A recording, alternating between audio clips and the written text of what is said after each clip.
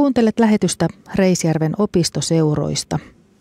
Täällä Raisalänmäellä vietetään kesän viimeisiä suuria seuroja. Jos haluat päästä seuratunnelmaan myös kuvien kautta, niin niitä löytyy opistoseurojen somekanavilta, mutta myös opistoseurojen nettisivuilta reisjärvi.opistoseurat.fi. Hetken kuluttua seurateltassa alkavat päiväseurat.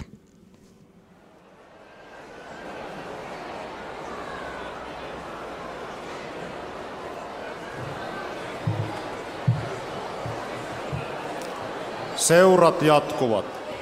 Laulamme virren 307.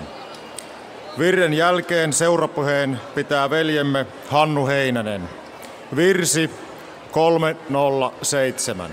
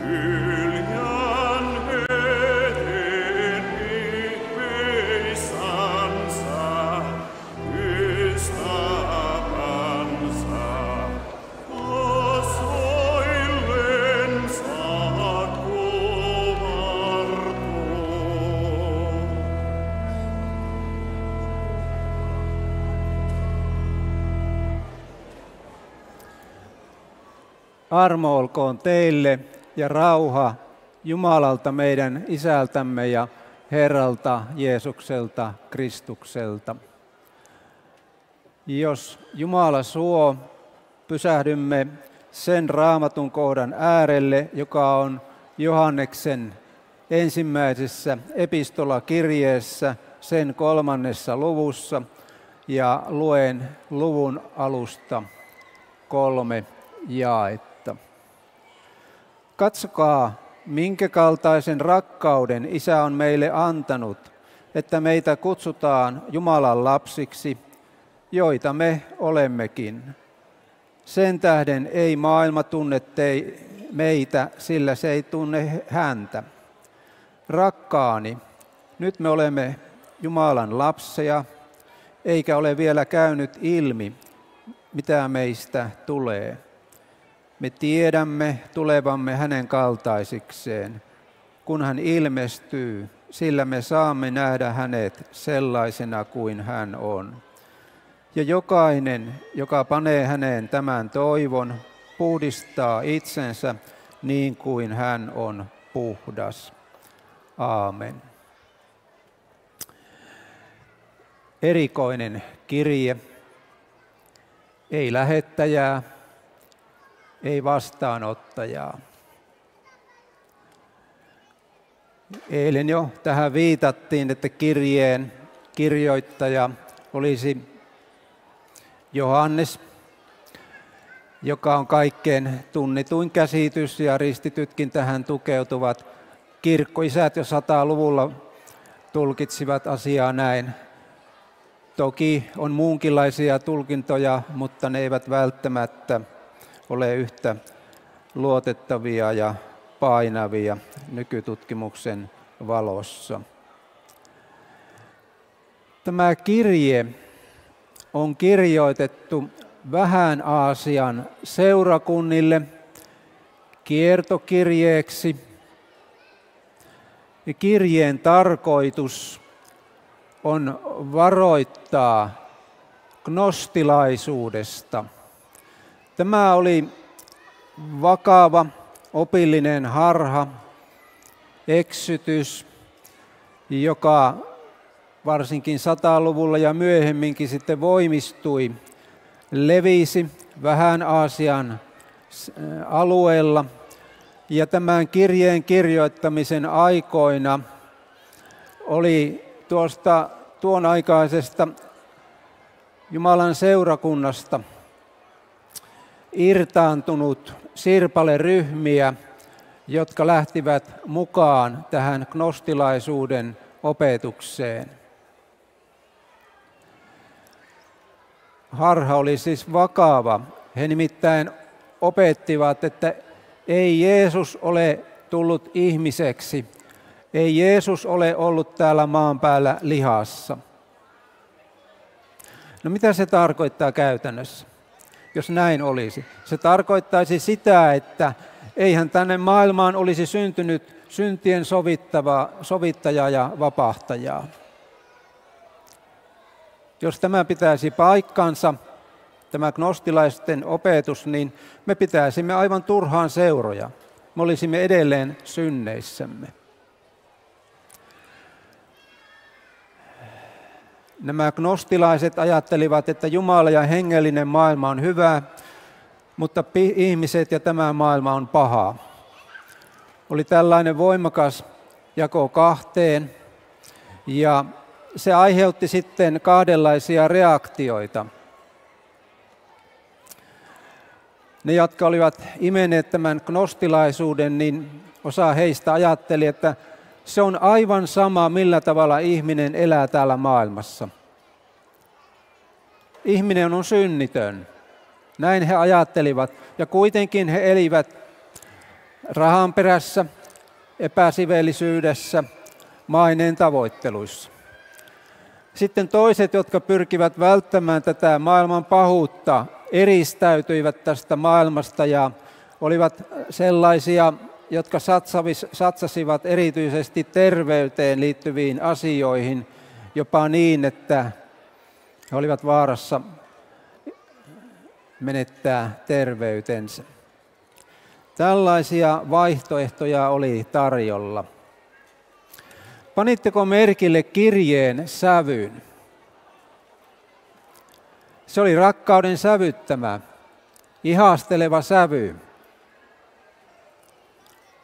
Apostoli Johannes kirjoittajana. Hän omasta elämän kokemuksestaan evankeliumin työssä pitkään mukana olleena rakkaasti neuvoo ja opastaa, että aivan perusasioita. Me monesti puhummekin seuroissa perussanomaa ja puhumme myös haasteellisina aikoina perussanomaa. Voi olla, että tulee hetkiä, tilanteita, joissa Jumala henkensä kautta ohjaa sananpalvelijan puhetta siihen suuntaan, että mitä kuulijoiden on hyvä tietää ja ennen kaikkea millä tavalla tällä ajalla sieluvihollinen nyt erityisesti yrittää hyökätä Jumalan lasten kimppuun, yrittää uuvuttaa, yrittää väsyttää heitä. Voisi sanoa, että tuohon Johanneksen luonteeseen liittyy jalo piirre. Minäkin tiedän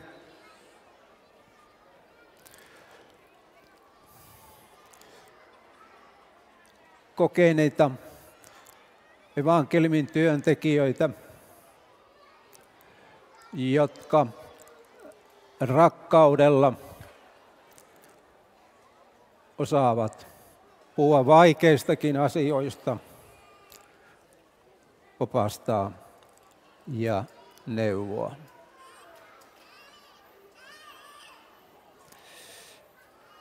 Tekstimme alkoi, katsokaa minkä kaltaisen rakkauden Isä on meille antanut, että meitä kutsutaan Jumalan lapsiksi, joita me olemmekin.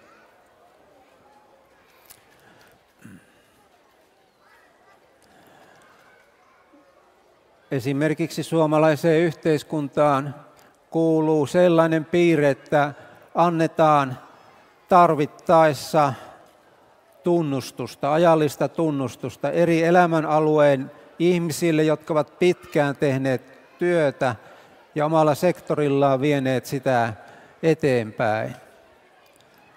Tuon tunnustuksen tarkoituksena on aivan kuin rohkaista heitä jatkamaan sitä työtä ja tehtävää, mitä he ovat siihen asti yhteiskunnan hyväksi tehneet. Toki se lämmittää myös mieltä ja oikealla tavalla, kun ihminen osaa siihen suhtautua, niin tekee nöyräksi. On monenlaisia arvonimiä, mutta voisi sanoa, että kaikki arvonimet kalpenevat yhden arvonimen, eli Jumalan lapsen nimeen rinnalla. Se on kaikkein korkein ja arvokkain arvonimi maan päällä. Ja me toivoisimme, että mahdollisimman monet ihmiset omistaisivat tämän arvonimen. Me joudumme kuitenkin toteamaan ja tunnustamaan, että eivät kaikki ihmiset ole kiinnostuneita tästä asiasta, että he olisivat Jumalan lapsia ja heillä olisi Jumalan lapsen arvonimi. He ovat sydämensä kiinnittäneet toisenlaisiin asioihin. Toiset asiat ovat heille tärkeämpiä. On se sitten mammona tai joku muu, mutta sellaisia asioita kuitenkin, jossa ihmiset ovat tiukasti kiinni. Voisiko puhua jonkinasteisesta riippuvuudesta? Se kertoo siitä ihmisen tietynlaisesta, että hänellä ei ole voimaa itsellään kuljettaa ja viedä itseään eteenpäin, että se on ainoastaan se Jumalan armo ja anteeksi antamus, jonka avulla hän sitten pystyy aivan kuin painamaan niitä ihmisen vaikutteita, lihasta ja verestä nousseita vaikutteita alaspäin. Jumalan lapsen arvonimi. Arvostatko sinä sitä nimeä? Onko se kunnia-asia vai onko se vähän sellainen asia, että ei aina ole ainakaan tämän maailman viisaiden keskuudessa ehkä ihan helppo tunnustautua tämän tien kulkijaksi. Me saatamme mielessämme jo etukäteen ajatella, että mitenköhän tuo ja nuo ihmiset tähän asiaan suhtautuvat. Me tiedämme, että suhtautumista on hyvin monenlaista, mutta on myös sellaista, että me saatamme yllättyä siitä, että Jumalan lasta arvostetaan ja kunnioitetaan, kun hän tunnustaa oman uskonsa. On myös sellaisia ihmisiä, jotka kaipaavat tuota Jumalan lapsi oikeutta ja Jumalan lapsen arvonimeä. Näissäkin seuroissa on puhuttu siitä, että me elämme maallistuneen ja luopuneisuuden ajan keskellä. Nyt jos me tarkastelemme maapallon tasolla, niin tällä hetkellä valitettavasti maapallon maallistuneimmat alueet ovat Länsi-Eurooppa ja Pohjoismaat. On tarvetta, on tilausta Jumalan sanalle, Jumalan sanan esillä pitämiselle. Tänä maallistuneena aikana on myös niitä ihmisiä, jotka kyselevät iankaikkisuusasioiden perään. Etsivät oman järkensä avulla Jumalaa, mutta eivät ole vielä löytäneet. Sitten on monia ihmisiä tässä maailmassa, jotka tuntevat kristillisyyttä. Niitä voi naapureina asua uskovaisia perheitä. Ovat päässeet sivusta seuraamaan arkista elämää, minkälaista se on. Tänä aikana näiden viestimien avulla, välityksellä, me emme tiedä kuinka paljon, mutta niitä on ihmisiä, jotka ovat kuunnelleet ja kuuntelevat kesäseuraradiota, epäuskoisia ihmisiä tai niitä ihmisiä, jotka uskovat toisella tavalla. Jotainhan siinä on, kun tulee tällainen halu ja mielenkiinto ja Jumala on ehkä tuon ihmisen kohdalla alkanut jo pikkuhiljaa herättelemään, että hän ryhtyisi ajattelemaan sitä tulevaisuutta, mikä on se iankaikkisuus, kun ei ole oikeastaan kuin kaksi vaihtoehtoa. Me tiedämme, että on ihmisiä, jotka satsaavat tähän aikaan, ajalliseen elämään, pyrkivät saavuttamaan mahdollisimman paljon ja vihollinen auttaa vielä, antaa matkaa evääksi vielä kiireen. Vihollinen haluaisi, että ihmisellä ei olisi aikaa pysähtyä ajattelemaan näitä iankaikkisuusasioita. Ihmiset puhuvat keskenään ajallisista asioista, pitävät niitä hyvin tärkeinä, mutta pitkästä tulevaisuudesta ei puhuta.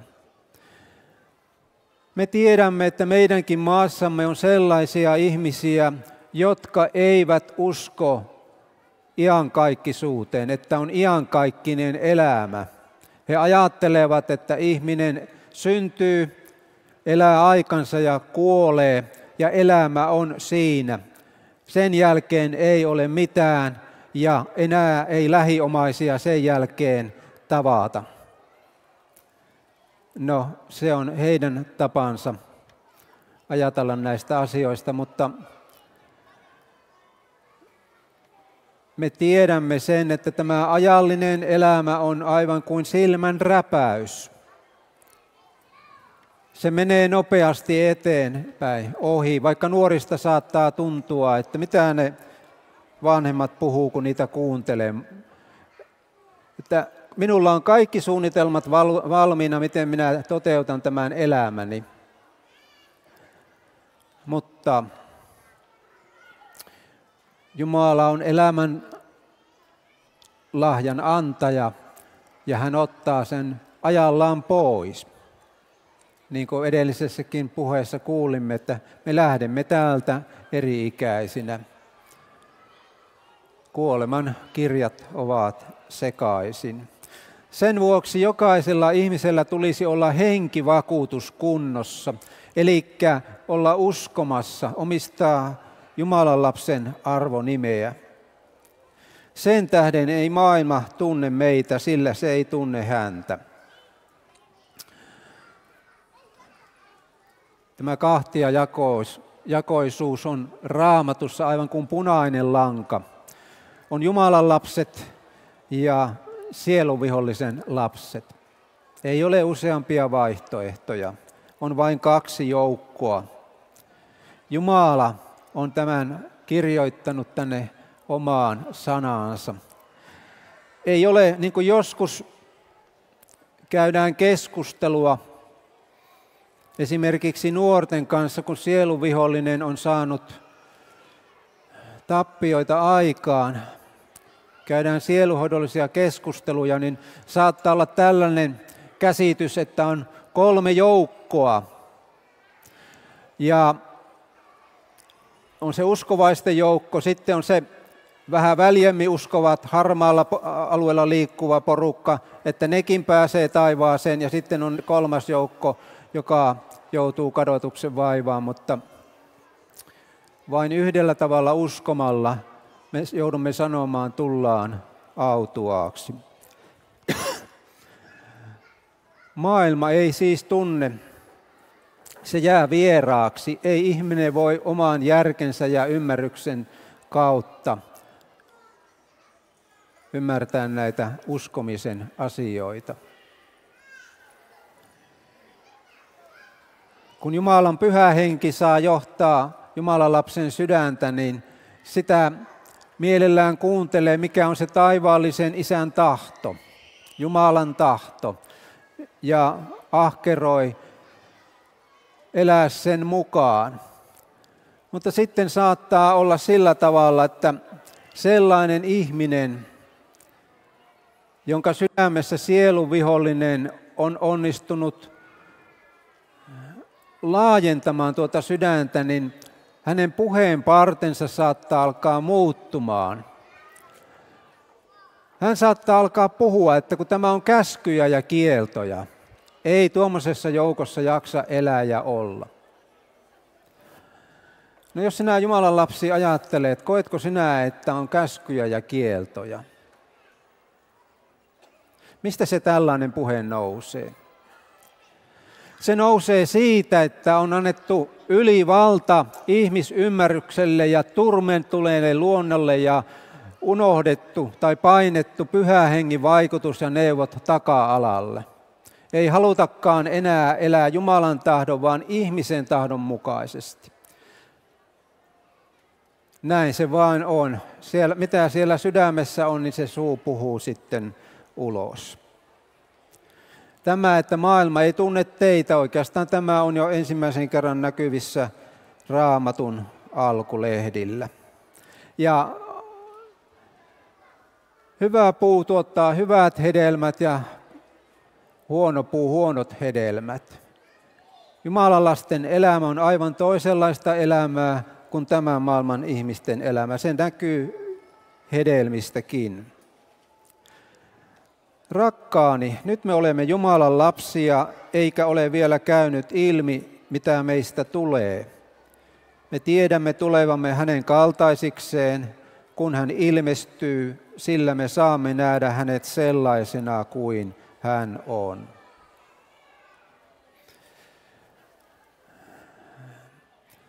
Tässä maailmassa on sellaisiakin ihmisiä, jotka ajattelevat, että ihmisen pitää näissä uskonnollisissa asioissa ensin ymmärtää ja vasta sen jälkeen voi uskoa. Ihminen ajattelee, että hän jossakin vaiheessa on sitten saavuttanut tietyn älyllisen tason ja ymmärryksen ja sanoo sitten, että nyt hän on uskomassa, nyt hän on Jumalan lapsi. No jos häneltä kysyy, että mikä on sinun syntymäpäiväsi, milloin sinä tulit Jumalan lapseksi, niin ei tuo ihminen pysty sitä kertomaan ja sanomaan. Parannus on kertakaikkinen tapahtuma. Ihminen tietää sen sydämessään, kun Jumala on häntä lähestynyt rakkaudessaan, herättänyt lakinsa kautta hänen oman tuntonsa, niin että hänellä tulee vaivaa, pelistystä synnin tähden ja muuttuu rauhattomaksi, levottomaksi. Kuoleman pelko saattaa astua elämään, eikä yöunikaan tule.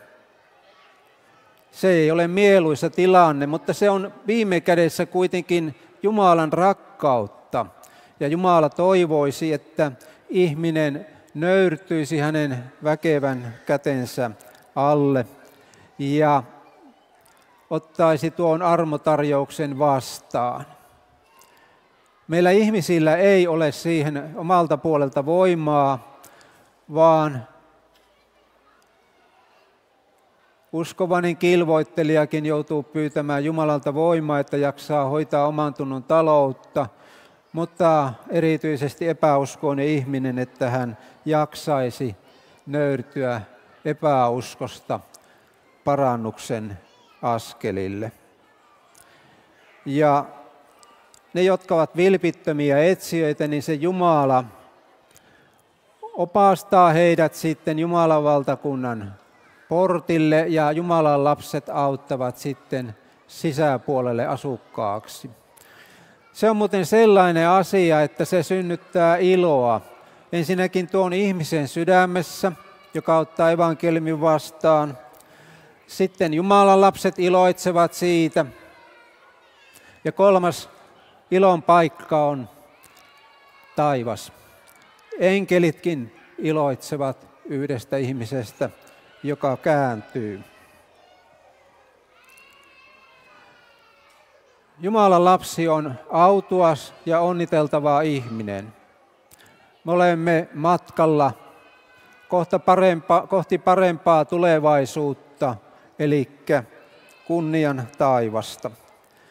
Vaikka me toisaalta kipeästikin välillä tunnemme oman kaksiosaisuutemme, iloitsemme armosta ja anteeksiantamuksesta, mutta toisaalta se toiveikas mieli saattaa välillä haihtua ja huomaamme, että no niin, synti tarttui. Mutta me olemme kuitenkin armahdettuja syntisiä ja sekin, että kun me ahkeroimme hoitaa oman tunnon taloutta, niin tapahtuu ei sen vuoksi, että tulisi parempi uskovainen, vaan sen vuoksi, että me säilyisimme uskomassa, säilyisi elävä taivastoivo, eikä se kilvoituksen taivaalla aivan kuin hidastuisi, kun on kuormia ja taakkoja omalla tunnolla. Käsi aurassa, sydän taivaassa. Me Jumalan lapset siis suunnittelemme tulevaisuutta omassa ajallisessakin elämässä, mutta toisaalta me olemme sillä tavalla elämässä, että me olemme aivan kuin joka hetki lähtövalmiita. Ja ei tule vahinkoa, jos äkkikuolemakin tulee. Tosin siellä vanhassa kirkkorukouksessa rukoillaan, että varjele Jumala minut äkkikuolemalta. Ja onhan se selvää, että me ihmisinä toivomme, että meillä olisi aikaa valmistautua siihen, että joku läheinen on täältä ajasta lähtemässä iäisyyteen. jättäisimme hyvästit, keskustelisimme niistä yhteisistä asioista, uskomisen iloista ja iloitsemme siitä, että kohta tuo kilvoitus tuon ihmisen kohdalla päättyy ja se päättyy hyvin, kun hän uskossa saa ummistaa. On siis iankaikkisuus. Se odottaa meitä Jumalan lapsia, kun me vain jaksamme kilvoitella tämän uuvuttavan ajan keskellä. Te olette varmasti panneet merkille, että tuntuu siltä, että ennen oli niin kuin luontevaa, että epäuskoisetkin ihmiset tiedosti, mikä on syntiä. Tänä aikana valitettavasti tästä synnistä hyvin harvassa paikassa Jumalan valtakunnan ulkopuolella puhutaan. Se vihollinen haluaa inhimillisyyttä korostaa. Se haluaa nostaa inhimillisyyden Jumalan sanan yläpuolelle. Ja jos me tämän ajattelutavan hyväksymme omaan elämäämme, niin kyllä sitten näköalat alkavat hämärtymään. Ja emme sitten tiedä oikein, että no ennen se kyllä oli syntiä, mutta nyt minä en enää tiedä, että onko se syntiä vai ei. Eli Jumalan sana saisi säilyä meidän sydämissämme rakkaana ja kalliina. Kristillisyyden julkaisuja kannattaa lukea. Jumalan sanaa kannattaa lukea. Ja Jumalan sana on myös keskusteltua Jumalan sanaa. Kannattaa kysyä, neuvoa paljon elämää nähneiltä ja kokeneilta taivaan tien kulkijoilta. Miten me uskomme, millä tavalla me pääsemme taivaaseen, mistä se tie menee taivaaseen. Ja kun on vaikeita aikoja kristillisyyden historiassakin aika ajoin ollut, niin kristityt ovat kokoontuneet yhteen keskustelemaan. Ja on keskusteluja saatettu käydä, 2 veljeä esimerkiksi läpi yön ja aamulla on todettu, että kyllä me olemme vielä entisten lammasten jäljillä. Olemme uskomassa niin kuin Raamattu opettaa. Mutta toisaalta, jos me ajattelemme sitä, että tämä uskosta vuotava rakkaus on näissäkin seuroissa ja monissa muissakin isoissa seuroissa kohdistunut niihin moniin uskosta luopuneisiin lähiomaisiin.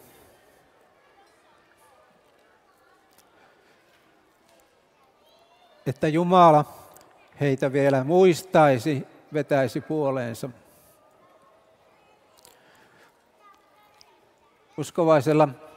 Uskovaiselle isälle ja äidille nousee mieleen omat lapset varsin usein. Mutta epäuskoiset lapset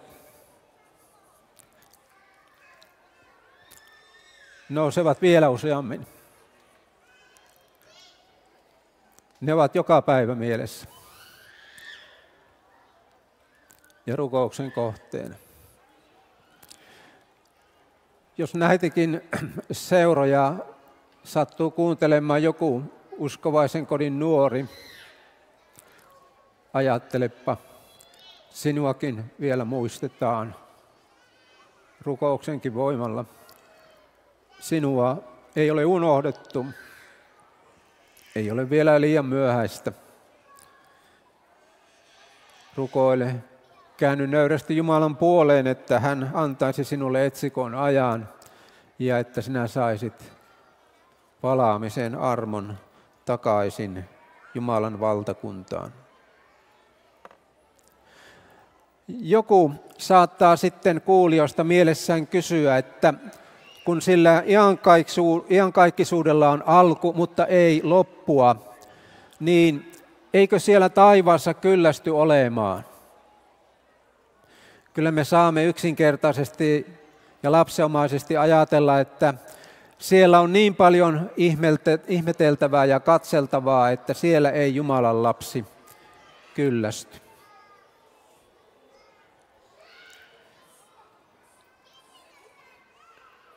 me emme pysty edes laidasta ajattelemaan, minkälaista siellä on. Se tämä meidän luonnollinen ruumis ei sitä kestä ja se on sitten kerran kirkastettu ruumis, jonka avulla me sitten nousemme sinne.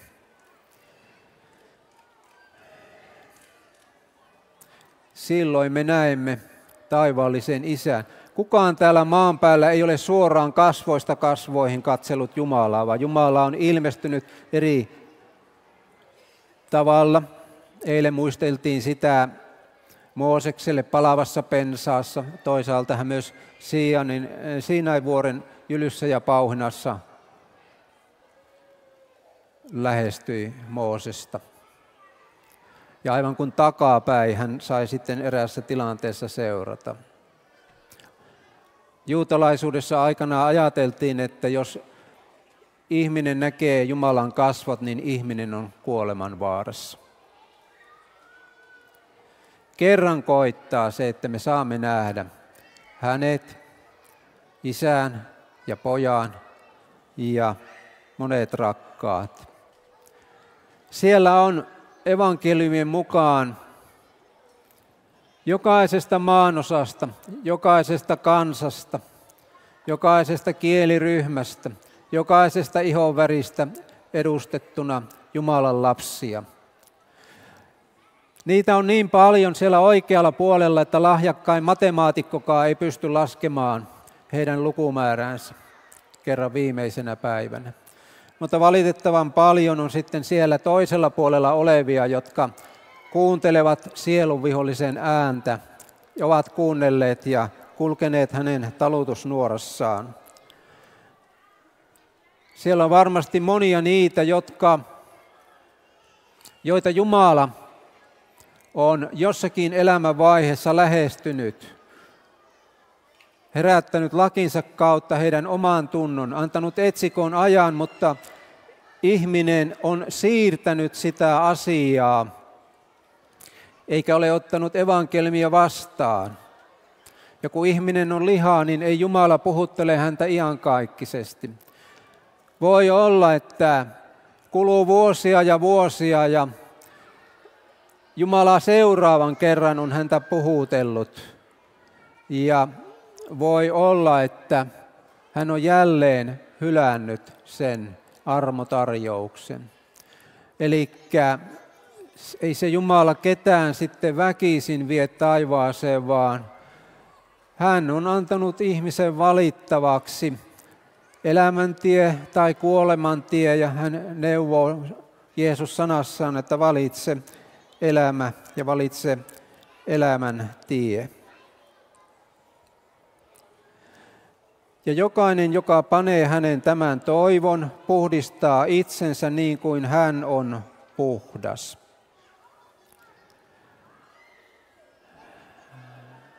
Johannes tiesi, mistä kirjoitti.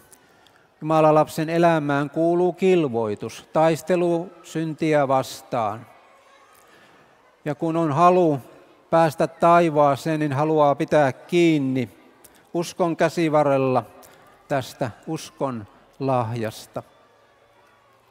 Aina se ei ole helppoa ja voi tulla semmoisia aikoja, jaksoja, että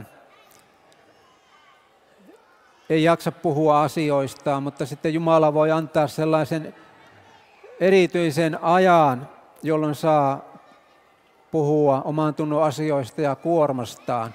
Niin kuin vanhat ristityt esimerkiksi Koillismaalla puhuivat, että hyvä rekikeli, eli hyvällä rekikelillä voi sontaa ajaa. Eli on sellaisia erityisiä hetkiä ja tilanteita, että saa hoitaa oman tunnon taloutta. On ehkä väsymässä ja uupumassa. On tärkeää, että säilyy taistelutahto, taistelumieli.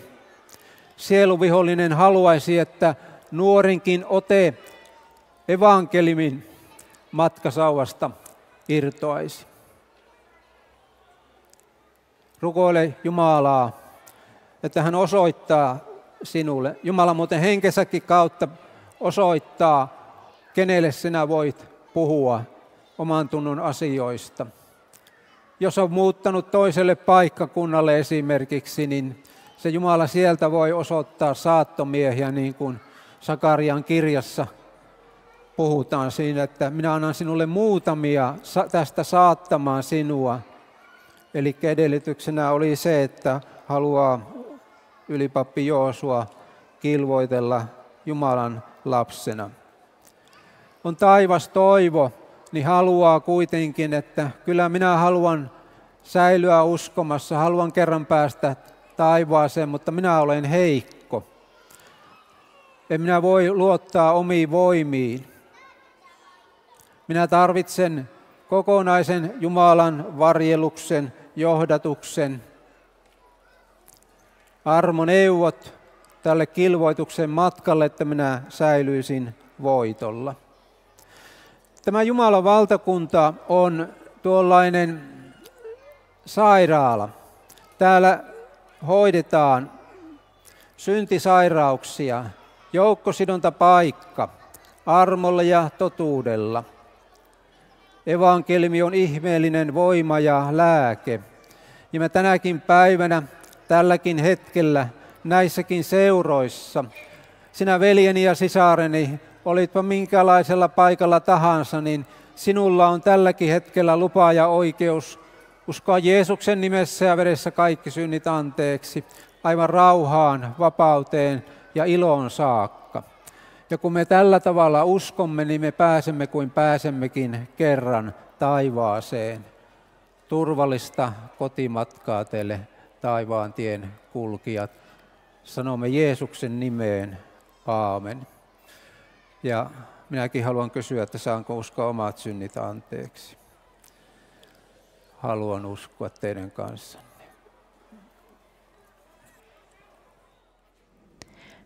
Seurapuheen piti Hannu Heinänen.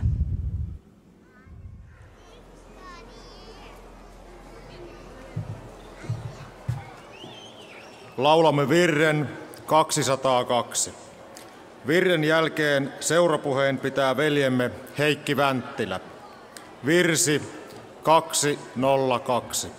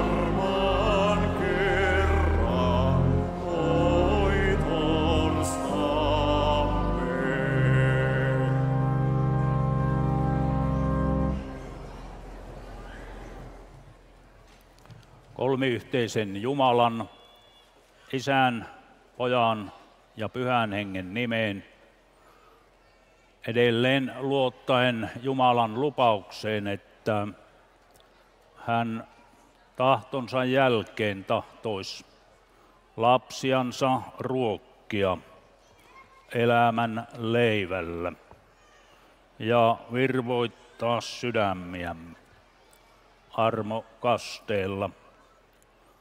Pyydämme hiljentyä ennen kirjoitettujen pyhien Jumalan sanojen äärelle, jotka pyydän lukea puheen johdannoksia. Nämä Jumalan sanat ovat muistiin merkittynä profeetta Jesajan kirjan 66. luvussa ja luvun alusta 2 jaetta. Sanat kuuluvat Jeesuksen nimeen. Näin sanoo Herra. Taivas on minun istuimeni ja maa minun jalkaini astin lauta. Mikä siis on se huone, jonka te minulle rakennatte, eli mikä on minun leposiani? Ja minun käteni ovat kaikki nämä tehnyt, ja kaikki nämä ovat tehty, sanoo Herra.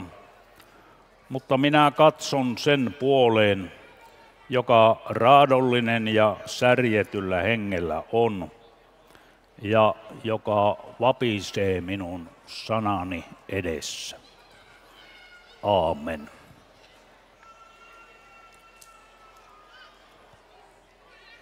Tekisi mieleni vähän laulava maamme virttä kerrata, jossa sanotaan, että Jeesus sana elämän tulee meidän keskellemme.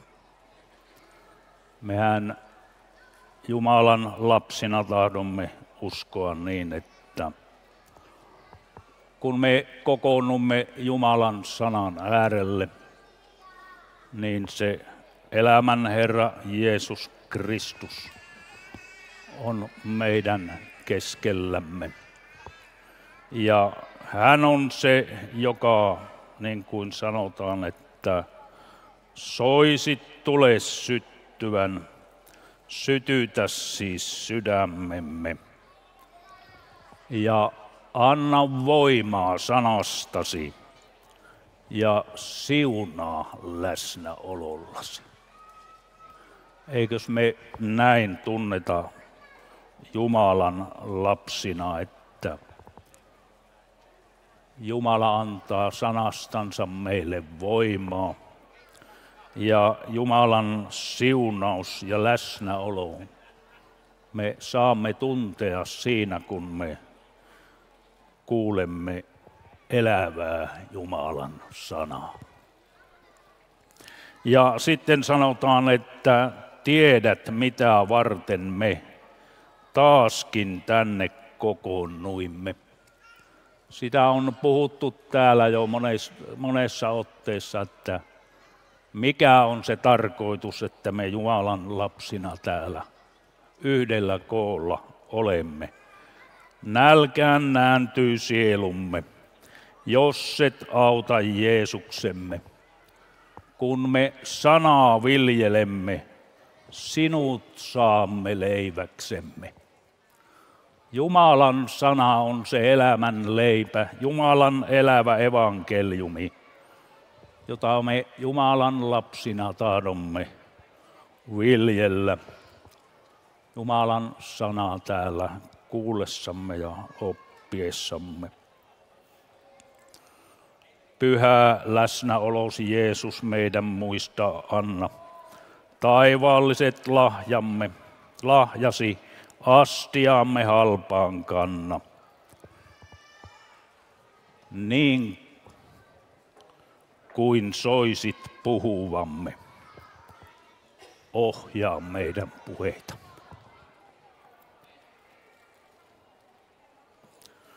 Tällaista se on Jumalan lasten yhdellä koolla oleminen. Ja nyt me hiljennymme tähän lyhyehköön luettuun Jumalan sanan kohtaan ja sen mukaan kuin Jumala hyväksi näkee, niin me hetken käymme sitä läpi. Tekstimme on vanhaa Jumalan sanaa, joka on kirjoitettuna siellä, olisiko se noin 600 vuotta ennen Kristuksen syntymää, ajanlaskumme alkua. Tässä ajassa puhutaan, että Jumalan sana on vanhanaikaista. Ei sitä enää tarvitse pitää niin toteena. Ja varsinkin tämä vanhan testamentin aika. Se on siihen aikaan ja siihen aikaan kirjoitettu. Ei se enää pidä paikkansa. Mutta niin kuin eilenkin muistelin, niin Jumalan lapset pitävät Jumalan sanaa aina yhtä tuoreena ja tällekin ajalle sopivana. Meille tässä ajassa opiksi, nuhteeksi ja jopa kuritukseksi, joka on Herrassa Jeesuksessa. Näin se Jumalan sana on tämäkin, vaikka se on vanhaa Jumalan sanaa, niin se on vielä meille yhtä tuoretta ja oppivaista. Täällä sanotaan näin. Näin sanoo Herra.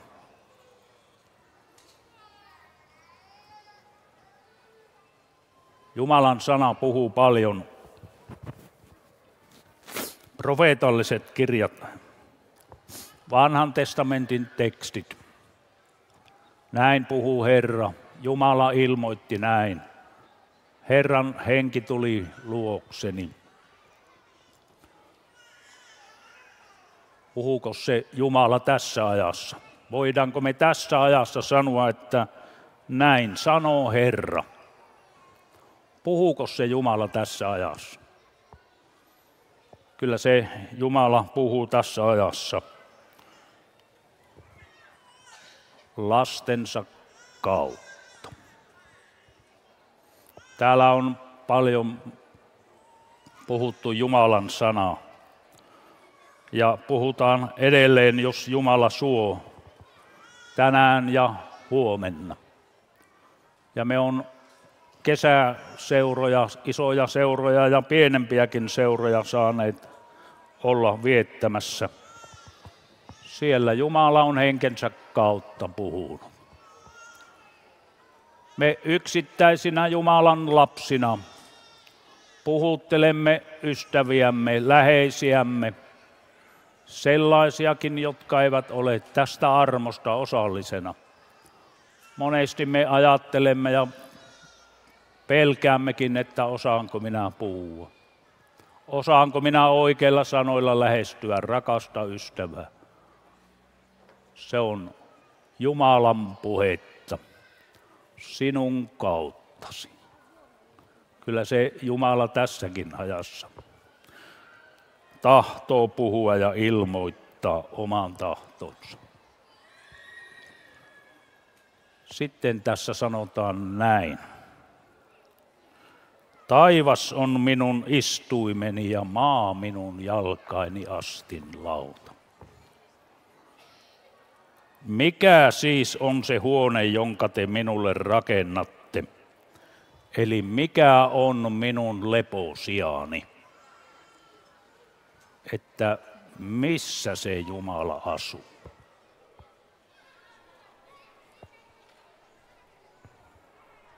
Kun sanotaan, että taivas on minun istuimeni.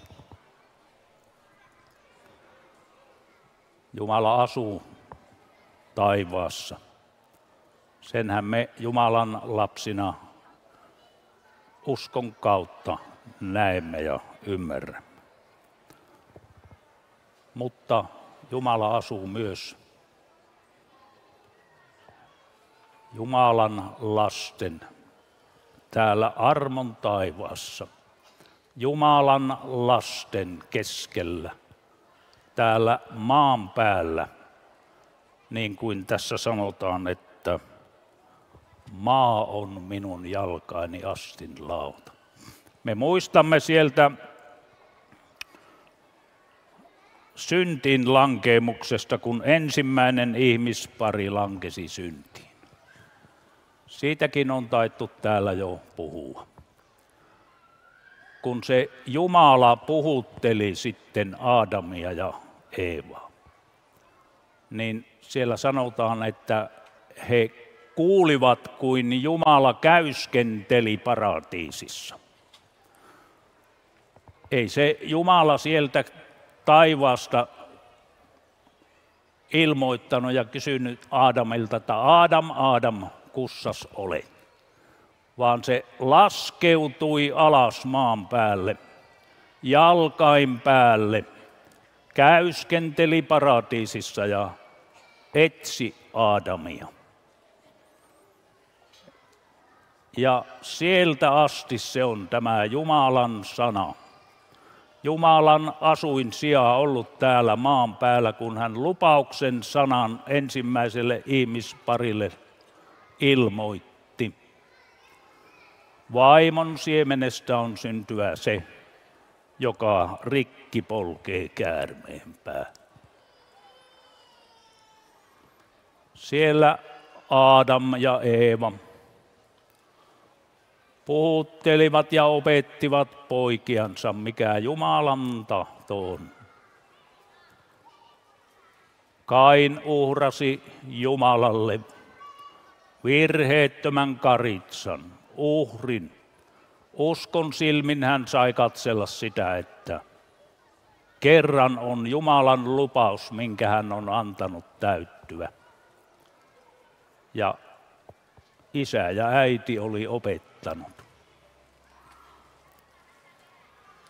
Ja ensimmäisen maailman ajan aikana sitä paljon saarnattiin.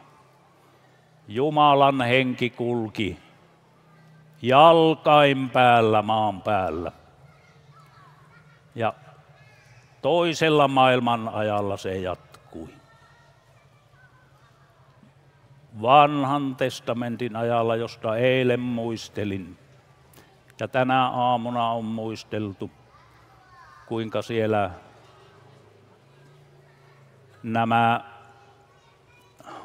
uskon esi-isät kulkivat ja opettivat lapsiansa ja poikiansa, lasten lapsiansa ja kanssa ihmisiä, ystäviä. Opettivat ja saarnasivat elävää evankeliumia. Se Jumalan puhe kulki jalkain päällä maan päällä. Ja tällä ajalla, mistä tämä tekstimme on, profeetat ja sitten ihmeellisellä tavalla, kun lupaus, niin kuin siitä Raamattu sanoi, että kun Jumalan aika tuli, hän lähetti poikansa lunastamaan sen lupauksen, minkä hän oli paratiisissa ensimmäisen kerran ihmisparille korvin kuultavin sanoin ilmoittanut.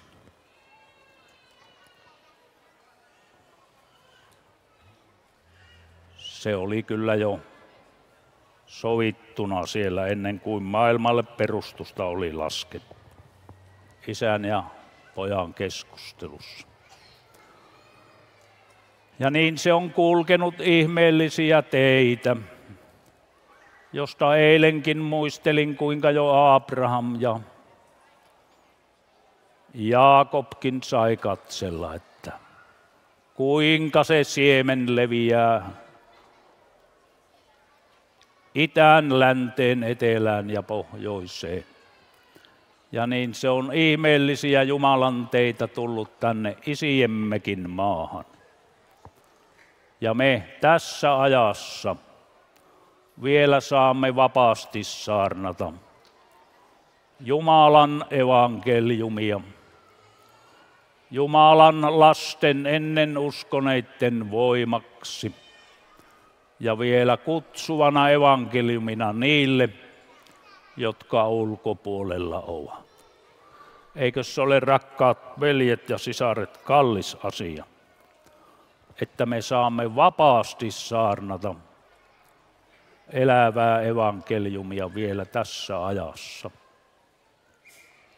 Ei se ole aina ollut niin helppoa, josta siitäkin jo eilen muistelin, että kuinka se on vaikeallakin ajalla Jumala saarnauttanut evankeliumia. Ja se on säilynyt täällä maan päällä. Ja aamulla siitä, vai missä vaiheessa sitä oli puhe jonkun veljen kautta, että ei sitä saada tukahdetettua tämän maailman voimalla, Jumalan evankeliumin sanomaa, kun se on Jumalan kaikkivaltian käden alla, joka sanallansa on tehnyt, niin kuin tässä sanotaan tekstissämme, joka sitten edessäpäin, jos Jumala suo, niin me sinne menemme, että kun se Jumala on kaiken itse tehnyt. No sitten tässä sanotaan, että mikä on, jonka jo luimme, että mikä on siis se huone, jonka te minulle rakennatte, eli mikä on minun leposijani.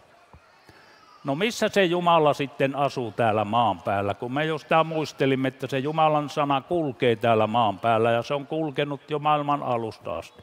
Niin missä se Jumala on? Onko se täällä isossa teltassa jossain? Onko se jossain kirkossa? Onko se rauhayhdistyksellä? Onko se tuolla opistolla? Asuuko se Jumala siellä?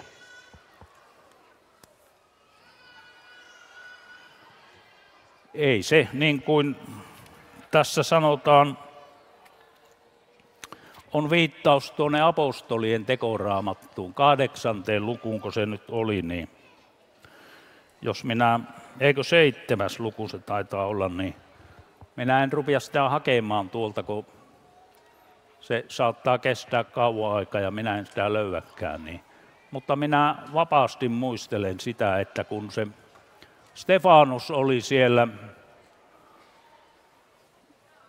tämän maailman vihan tähden kivitettävänä ja siellä kuulustelussa ja siellä niin sanoo näin, että Salomon rakensi temppelin, Jumalalle temppelin, Jumalan palvelusta varten. Mutta jatkaa, että mutta kaikkein korkein Jumala ei asu käsillä tehdyissä huoneissa, niin kuin profeetta sanoi. Ei se Jumala asu käsillä tehdyissä huoneissa. No missä se sitten asuu? Se asuu Jumalan lasten sydämissä, henkensä kautta. Ajattele sinä tämän päivän matkaystävä, veljeni ja sisareni. Se Jumalan asuinsija ja leposija, se on sinunkin sydämessä.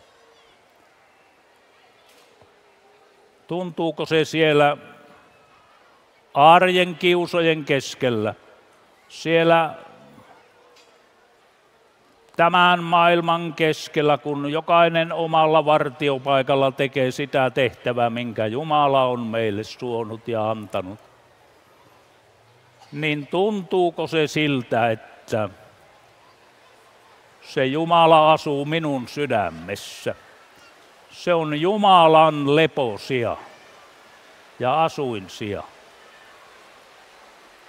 Ei se monestikaan tunnu siltä, mutta Jumalan lapsina me saamme turvallisesti uskoa niin, että se Jumala asuu meidän sydämissämme henkensä kautta, kun Jumala on meille henkensä lahjoittanut. Kun me saamme Jumalan armosta olla Jumalan lapsina tämänkin pahan ajan keskellä. No, miten sitä sitten pääsee siihen osaan, että se Jumala tulee asukkaaksi sydämeen.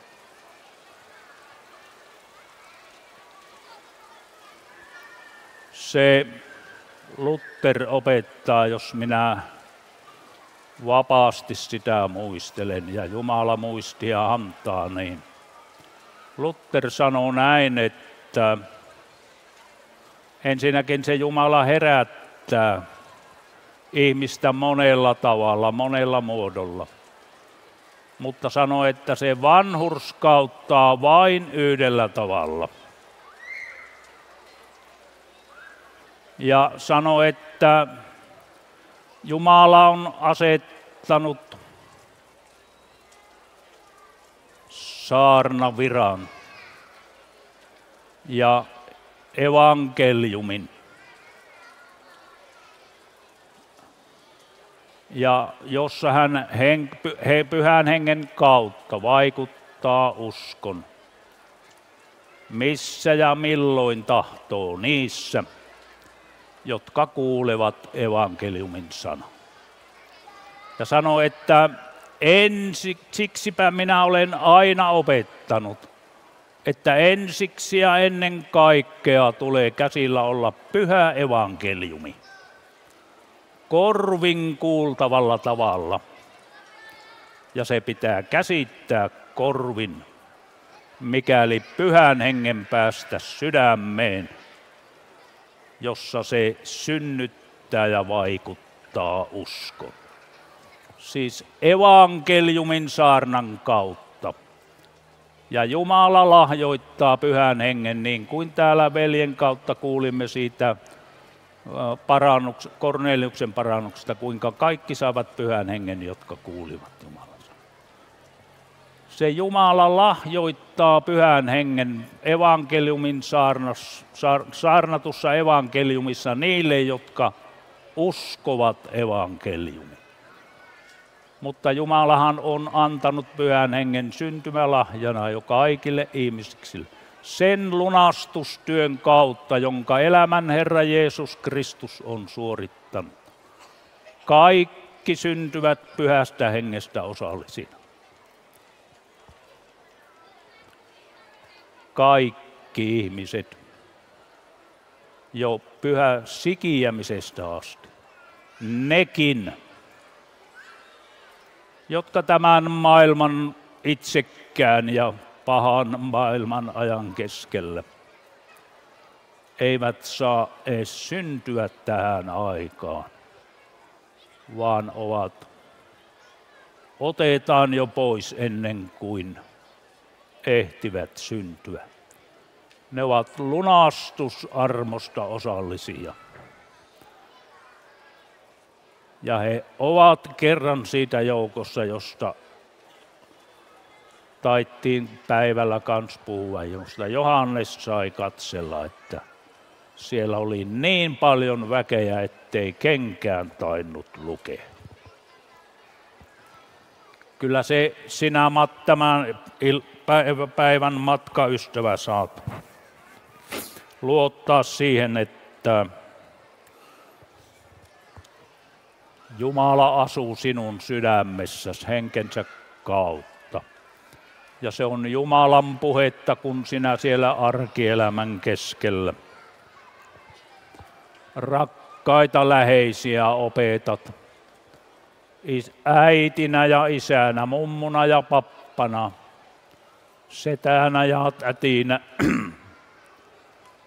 kummina, minkälaisessa osallisuudessa itse kukin on. Kun sinä niitä rakkaita läheisiä opetat ja puhuttelet, niin se on Jumalan hengen työtä ja Jumalan puhetta. Samoiten siinä tässä Jumalan valtakunnan työssä siellä omissa rauhanyhdistyksissänne. Onko se sitten raamattoluokkaa, pyhäkoulua, mitä tahansa, päiväkerhua, kun sinä niitä Jumalan taivaan taimia opetat. Ja sekin on monesti niin, että sitä arkielämän keskeltä joutuu lähteen monesti se tuntuu, että aivan kuin repästynä maailman keskeltä. Opettamaan niitä taivaan taimia. Se on Jumalan puhetta.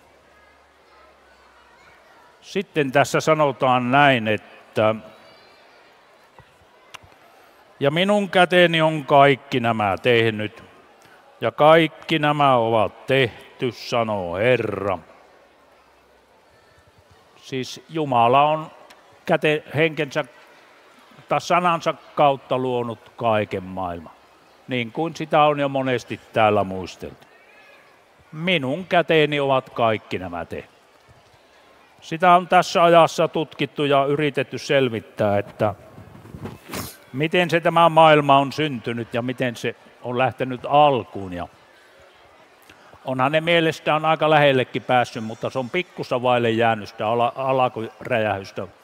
Että ei ole ihan vielä niin kuin 100% varmuutta, että miten se on lähtenyt. Jumalan lapsina me uskon kautta ymmärrämme ja näemme näin, että se on Jumala sanallaan luonut. On se sitten tapahtunut miten hyvänsä, niin se ei ole meille tärkeä. Mutta se on vaan Jumala sanansa kautta luonut tämän maailman. Ja onko se kestänyt sitten kuinka monta miljardia ja kuinka kauan aikaa, kun ei ole aikaa ollutkaan silloin, niin se on sivuseikka meille. Mutta se on Jumala sanansa kautta luonut. Niin kuin tässä sanotaan, että ja minun käteeni ovat kaikki nämä tehnyt. Ja kaikki nämä ovat tehnyt, sanoo Herra. Ja se Jumala sanallansa pitää vielä yllä tätä maailmaa. Ja siitäkinhän mä jo muistelimme ja on eilen muisteltu, että niin, kuinka se on hienoa tämä tekniikka nykyaikana ja niin poispäin. Mutta se on Jumalan käden alla. Se on Jumalan käden alla. Vaikka se ihminen ottaisi kyllä herkästi siitä itselleen ymmärrystä ja viisautta. Ja se on Jumalan suuri lahja, että Jumala on antanut ihmisille ymmärryksen ja viisauksen, että pystyy kehittämään tätä maailmaa. Ja se on tärkeä asia, mutta se on Jumalan käden alla, siitä huolimatta. Sitten tässä sanotaan näin, että niin jos vielä menemme tuohon, että me Jumalan lapsina me uskomme, että se on Jumala sanansa kautta luonut ja Jumala sanallansa ylläpitää sitä. Mutta se tulee aika, mistä tässä ajassakaan ei haluta puhua eikä sitä uskoa. Mutta Jumalan lapsina me uskon kautta ymmärrämme näin, että se tulee aika, että kun Jumala ottaa sanansa pois, niin tälle maailmalle tulee loppu. Ja silloin Jumalan lapset saavat siirtyä siihen osaan, mikä heitä varten on valmistettu. Se on ihana osa Jumalan lapselle. No sitten täällä sanotaan näin, että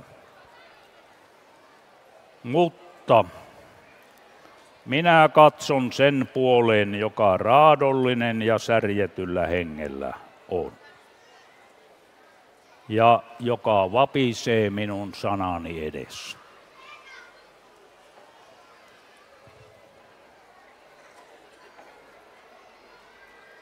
Jumalan lasten evankeliumin saarna, Jumalan lasten puhuttelu tämänkin ajan keskellä. Se loukkaa monta henkilöä.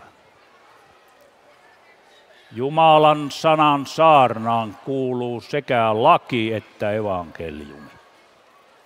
Ja kun Jumala herättää tunnon Jumalan lain saarnan kautta, niin se ihminen tuntee, että minä olen kuoleman oma.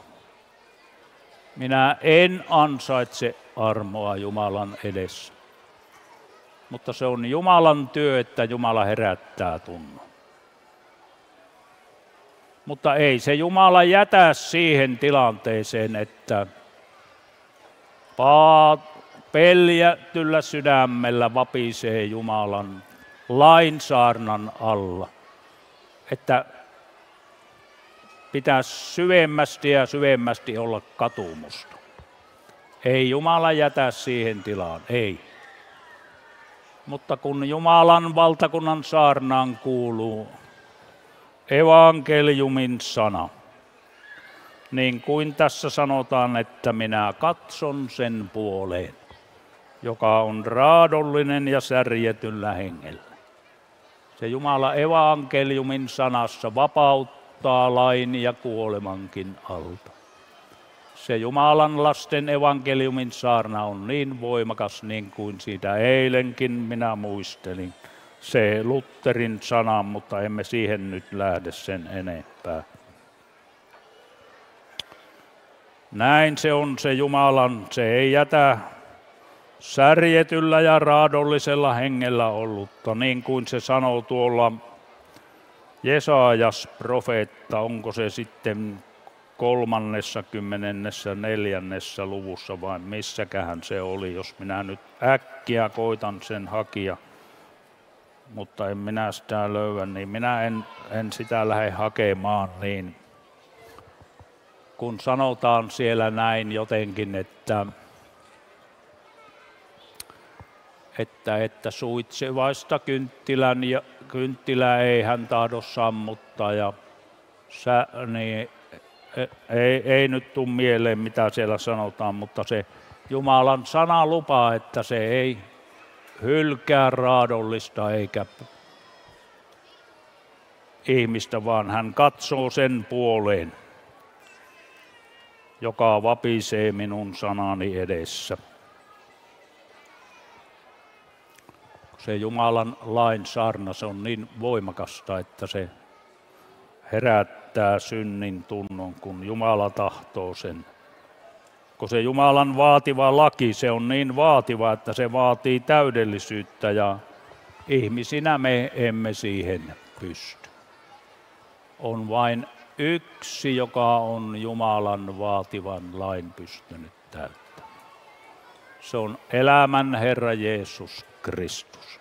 Ei me Jumalan lapsinakaan siihen pysty, kun me olemme turmeluksen osan kantajina tässä ajassa. Se turmeltunut osa meitä on täällä matkaa hidasta ja tekee tämänkin pahan ajan keskellä, kun synnillä on suuri valta. Mutta rakkaat matkaystävät, kun tässä sanotaan, että minä katson sen puoleen, joka vapisee minun sanani edessä. Me muistamme sieltä, kun oliko se nyt Pietari vai kuka näistä, jotka tuli saarnaamaan, niin puhui, että en minä tullut suurella viisaudella enkä ymmärryksellä, vaan pelvolla ja vapistuksella teidän edestä.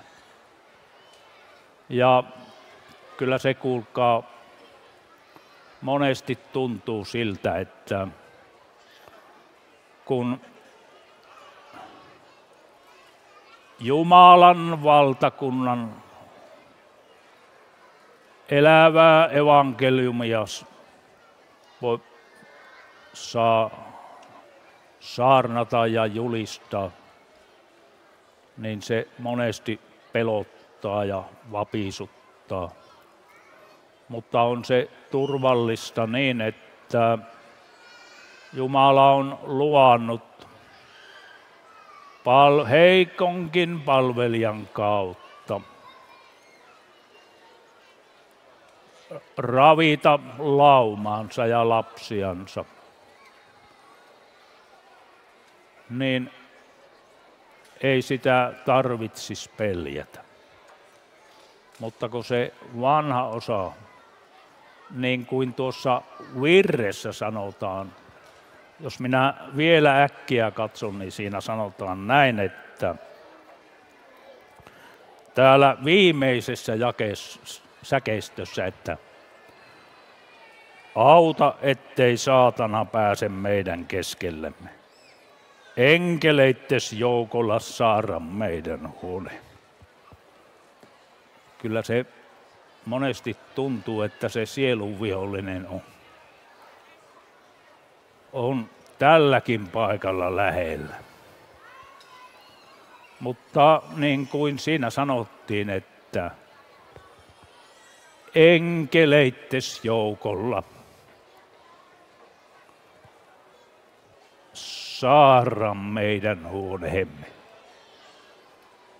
Minunkin sydämen huoneen, vaikka sielun vihollinen käy päälle. Että ilmoittaako se Jumala tahtoansa sinun kautta? Avaako se Jumala sanansa? Mutta kun saa Jumalan enkeleiden saartamana olla, niin se Jumala rohkaisee. Ja niin se on sinunkin matkaystävä. Tämän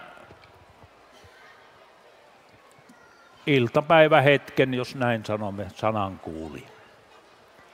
Ei sitä tarvitse olla särjetyllä sydämellä eikä peljätyllä mielellä siinä, että eikö se Jumala minun kautta sitä sanansa opettaisi ja aukaisisi siellä tehtävässä, missä sinä itse kukin olet.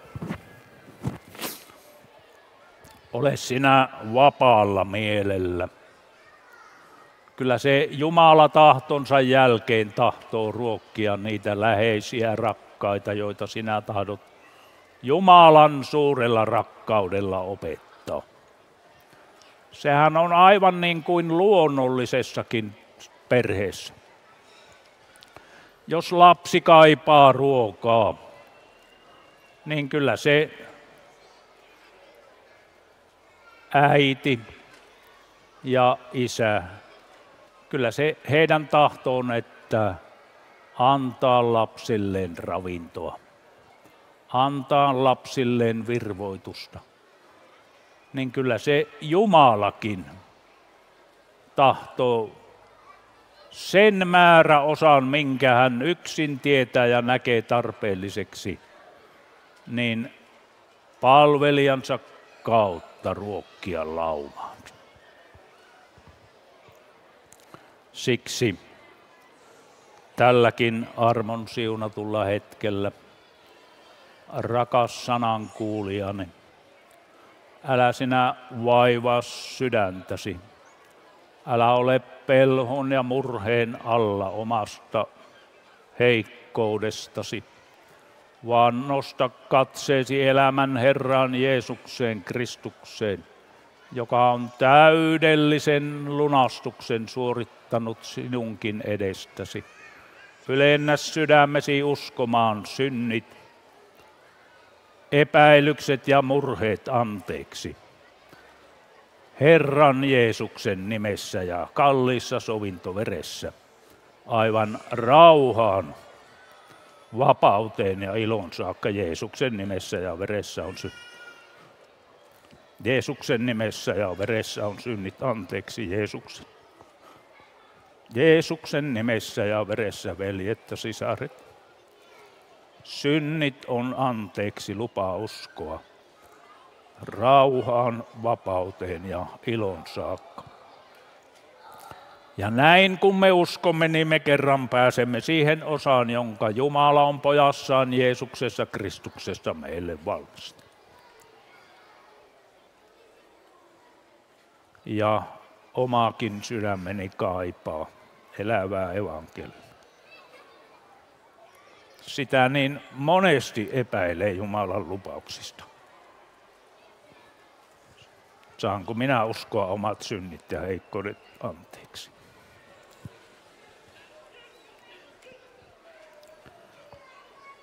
Näin minä tahdon uskoa yhdessä Jumalan joukon kanssa ja sanomme turvallisesti Jeesuksen nimeen.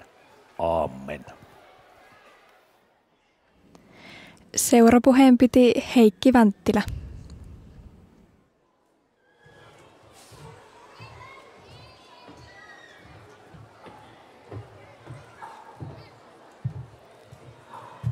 Laulamme virren 176. Virsi 176.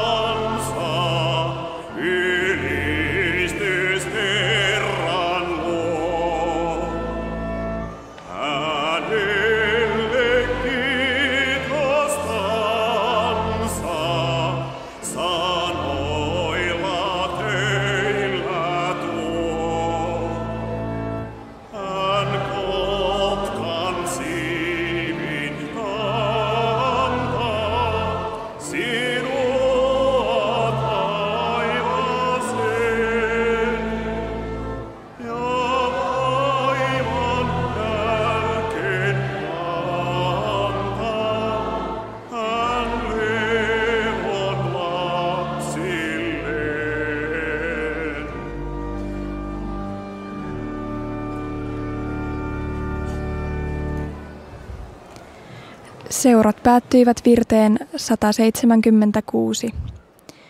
Kello 16 alkaa viikkomessu.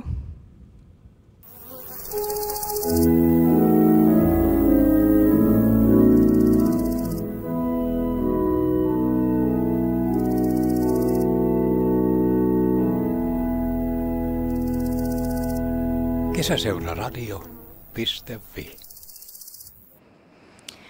Kuuntelet Kesäseuraradion lähetystä Reisjärven kristilliseltä kansanopistolta. Minun nimeni on Emma Kalliokoski ja äänitarkkailijana täällä studiossa kanssani on Heikki Rautakoski. Olemme seurannasi tämän iltapäivän ja alkuillan ajan. Niin kauan kuin on elämää, on toivoa. Nämä sanat ovat kuin rukous tai lupaus tilanteessa, jossa vanhempia on kohdannut suru siitä, että lapsi on luopunut uskosta. Perheenäiti Maria kertoo, mitkä asiat häntä ja koko perhettä ovat auttaneet uudessa tilanteessa. Hän kertoo myös, mitä nuorten päätökset ovat opettaneet hänelle elämästä ja suhtautumisesta siihen.